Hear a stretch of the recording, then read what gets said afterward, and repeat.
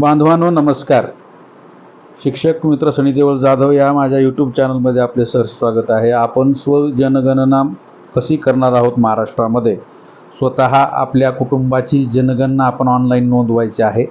आपल्या घरी प्रगणक आल्यानंतर अतिशय कमी वेळामध्ये आपण नोंदवलेली माहिती त्याच्याकडे अपडेट होऊन जाईल. यासाठी काय करायचं आहे तर आपल्याला स्वजनगणनेच्या वेबसाईटवर जायचं आहे. तर ती वेबसाईट या ठिकाणी मी डिस्क्रिप्शन बॉक्समध्ये लिंक टाकणार आहे, तरीसुद्धा पाहून घ्या. se.census.gov.in या वेबसाईटवर गेल्यानंतर अशा प्रकारचा इंटरफेस आपल्याला या ठिकाणी दिसतो. आपल्याला या ठिकाणी आपलं राज्य निवडायचं आहे, महाराष्ट्र. त्यानंतर खालचा कॅप्चा त्या ठिकाणी व्यवस्थित नोंदवायचा आहे आणि ही सगळी जनगणना मोबाईलवर आपण करू शकतो. आणि आपण जर हे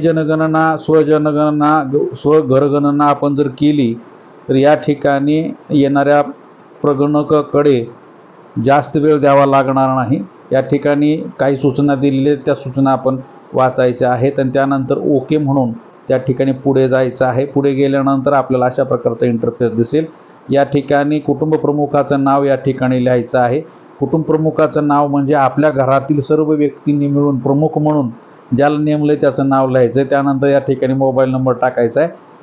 कोणाचाही एकाचा मोबाईल नंबर द्यायचा, त्याच्यावर OTP येणार आहे. ईमेल ID सुद्धा द्यायचा आहे आणि त्यानंतर व्हेरीफाय अँड प्रोसीड यावर क्लिक करायचं आहे. मी माझा मोबाईल नंबर आणि ईमेल ID या ठिकाणी नोंदवणार आहे.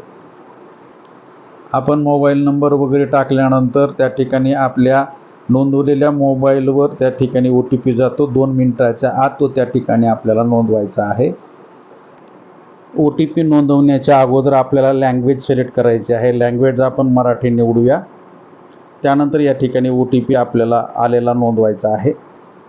OTP आणि भाषा नोंदवल्यानंतर या ठिकाणी अशा प्रकारचा इंटरफेस दिसतो. या ठिकाणी आपल्याला राज्य तर ऑलरेडी या ठिकाणी डिस्प्ले होतं.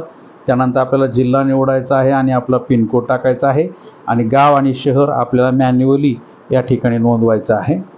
मी नोंदवतो.